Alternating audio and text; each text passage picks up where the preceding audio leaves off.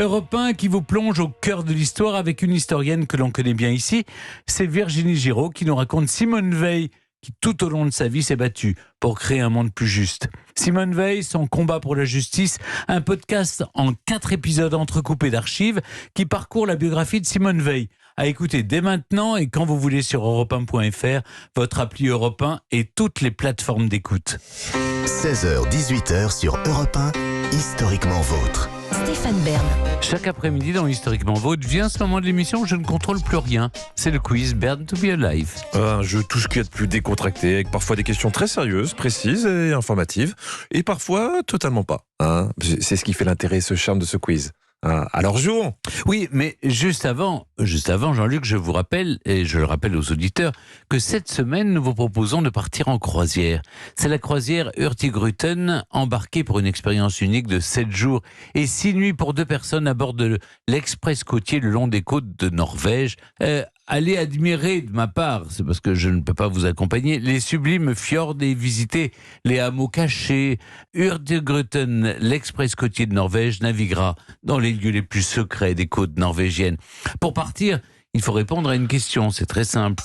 Sur le drapeau norvégien, quelle couleur ne figure pas ? Réponse 1, le bleu. Réponse 2, le jaune.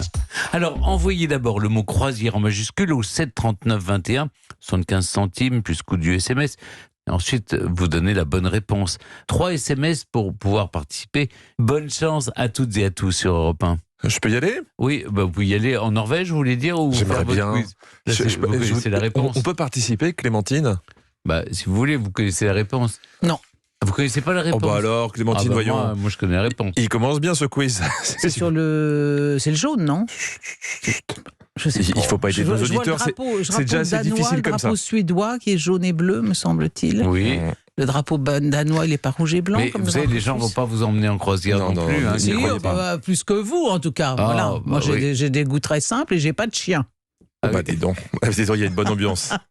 Allez, on va commencer ce quiz avec vous, Stéphane. Une question. À une 50aine de kilomètres de Cardiff, la capitale galloise, le 21 octobre 1966, c'est la catastrophe d'Aberfan. Horrible. Une horreur. Un éboulement de déchets de charbon transformé en boue à cause de la pluie entraîne un terrible bilan. 116 enfants et 28 adultes perdent la vie. Quelques semaines plus tard, des écrits de Nostradamus furent retrouvés décrivant la catastrophe dans cette région du monde. Il a alors été créé un organisme britannique officiel qui, pendant 17 ans, va étudier Nostradamus et prévoir d'éventuels autres périls dans le pays. Vrai ou faux ? Est-ce que suite à cette catastrophe... Alors ça ne me dit rien du tout. On a créé un organisme pour étudier Nostradamus qui avait prévu cette catastrophe. Je crois pas du tout à ça. On est plus versé dans Nostradamus en France. Il y a eu beaucoup. J'ai connu, vous l'avez connu aussi, Jean-Charles de Fontbrune, qui interprétait les quatrains de Nostradamus. Non, je ne crois pas du tout à cet institut qui a œuvré pendant 17 ans. Vous avez gagné. Vous avez gagné, mais pas loin quand même. Des enfants avaient rêvé l'éboulement avant qu'il n'advienne. Et à ce moment-là, il a été créé le Bureau britannique des prémonitions. Vous avez une prémonition, vous appelez. Résultat, l'année suivante, 469 prédictions ont été rapportées. Et attention, aucune n'est arrivée. Le bureau a fermé ses portes 2 ans après. Et oui, rien à voir avec Nostradamus. Rien du tout. Bravo, vous n'êtes pas tombé dans le piège. Non. Une question pour Clémentine. Heinrich Hoffmann, ça vous parle ? Oui. Heinrich Hoffmann ? Oui. Non, ça ne me parle pas. Heinrich Hoffmann a été le photographe officiel d'Hitler. Oui. Ah oui. Mais en 1929, il embauche une assistante qui s'appelle Eva Braun. Eva Braun, qui deviendra la maîtresse. D'accord.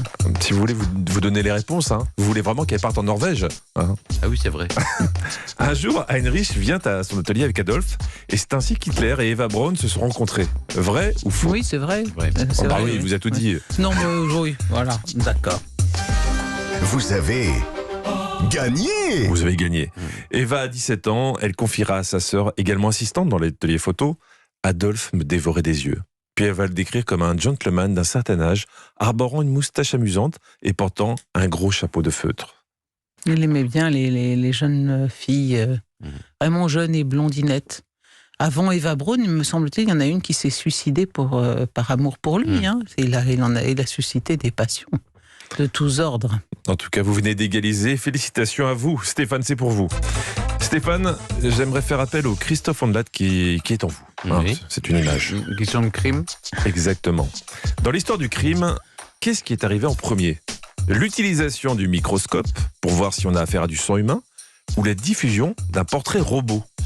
Oh là là. Je me demande, le portrait robot, c'est Bertillon probablement, non Oui. Le bertillonnage qui donnait les principales... Alors, est-ce que c'est le portrait robot ? Lui, c'était les principales caractéristiques physiques des individus, les photos de profil, le microscope. Alors, Tout ça est au 19e. Moi, je dirais que le microscope est d'abord.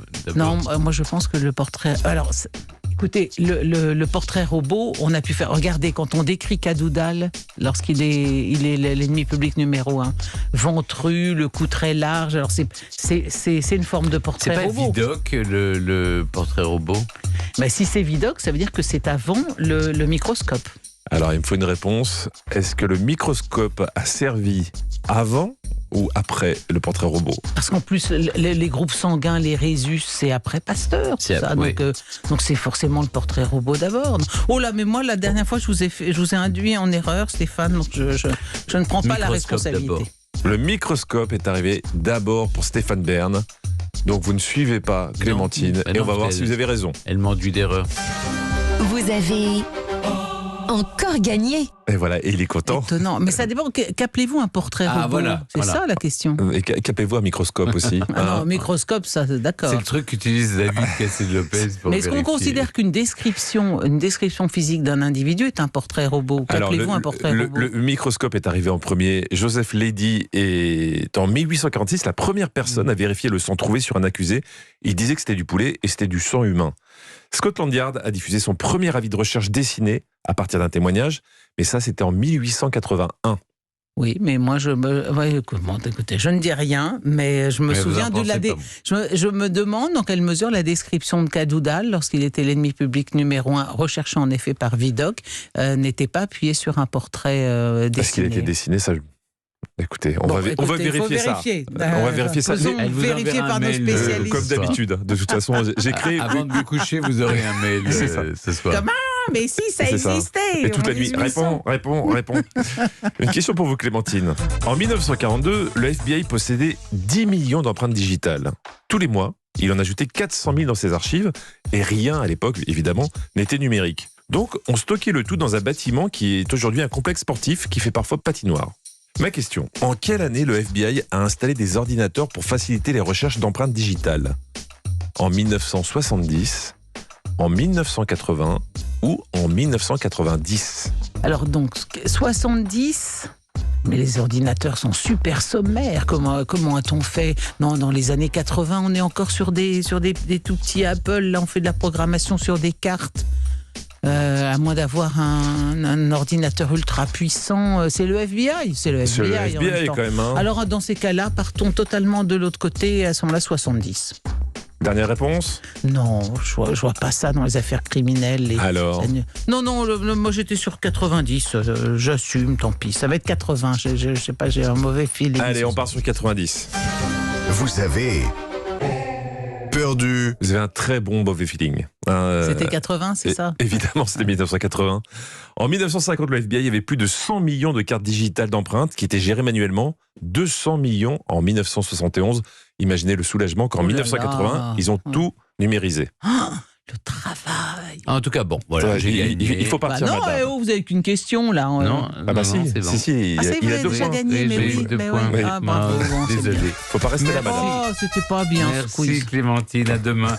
Je vous rappelle qu'il y a une croisière Hurtigruten à remporter cette semaine pour 2 personnes. Pour jouer, eh bien, vous répondez à la question du jour sur le drapeau norvégien. Quelle couleur ne figure pas ? Réponse 1, du bleu, ou réponse 2, du jaune. Envoyez croisière en majuscule au 7 39 21, 75 centimes et le code du SMS. Et il faut envoyer 3 SMS pour pouvoir participer. Bonne chance à tous. Europe Historiquement vôtre. On se retrouve dans un instant avec Jean-Luc Lemoyne, David Cassel-Lopez, Ivan Jacob et nos 3 Américaines à Paris. Après les infos, je vous raconte Sylvia Beach et sa librairie devenue point de ralliement de toute la jeune littérature américaine installée à Paris. Et vous, Jean-Luc, vous allez nous raconter une américaine de fiction dans un Paris de fiction. Oui, Emily Cooper, c'est le nom de l'héroïne de la série de Netflix, Emily in Paris. qui a redoré l'image de Paris pour les Américains qui pensent que Paris, c'est comme ils le voient dans la série. Alors qu'on sait que c'est pas tout à fait le vrai. Chut, faut pas leur dire, Stéphane, c'est notre secret. It's not the reality. I say it in English for them to understand. Ne dites rien.